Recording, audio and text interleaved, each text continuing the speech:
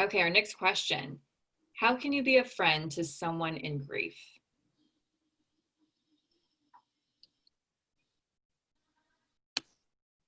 Can I Hmm. shoot it over to Carolyn if she's ready to answer that question? Because I think that she is a good person to talk to.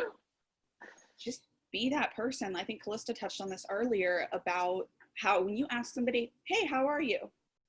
They know that you're asking, hey, how are you? Not just, hey, how are you? I'm great. How are you? You know, be the person that actually, that they would know that, you know, I'm actually not having a great day today. Here's what's going on. Can I talk to you about this? Or that you can say, hey, I'm great. Here's what happened. This is awesome. Just be the kind of person that they know, the person in grief knows that they can always come to with anything. That really does help a lot.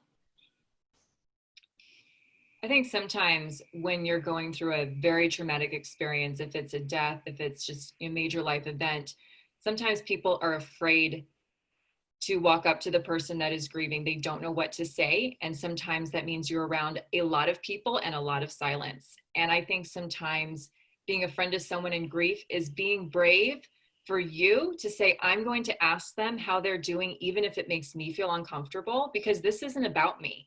They need me. And if they would like to not have the conversation, I'll respect it.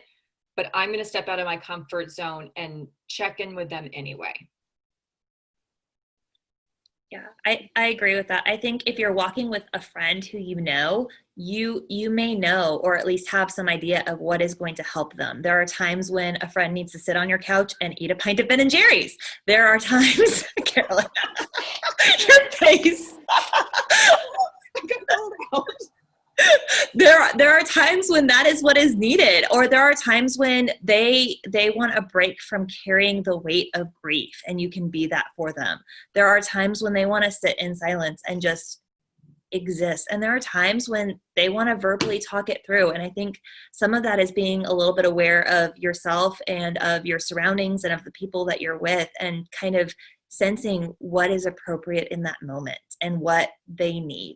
When you're walking through grief with somebody, sometimes it is not helpful to say, how can I help you? Because they are so overwhelmed by the burden and the emotion that they are feeling, that it's a, can I do XYZ, and something that you think would help them? Can I bring you a meal? Can I grab Starbucks for you? Or can we go for a walk, or something specific, because they can process the specific. But when you're on a pain and someone says, oh, let me know if I can help, that's not really super helpful. So I think being tangible and specific with things, sometimes if you don't know what to do or say, send them a card that just says, hey, I'm thinking about you. That is so encouraging to somebody who is going through something, just to know that there are people who are maybe physically distant, but still like emotionally with them. Let me just add on to both what Rhea and Callista, or both what Rhea and Ashley said, excuse me.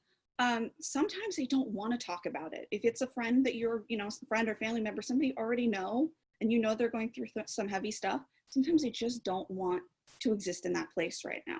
Sometimes they just want to go out to Dave and Buster's and have a good time, or go out and have a meal and just laugh at stupid things. So again, just knowing kind of where they're at, what they need. And if they tell you, they absolutely just, I just want to go out and have a good time, or I want to go to the movies or something. Sometimes that's better than actually sitting down and having one of those deep conversations, because that might be the escape that they need at the moment.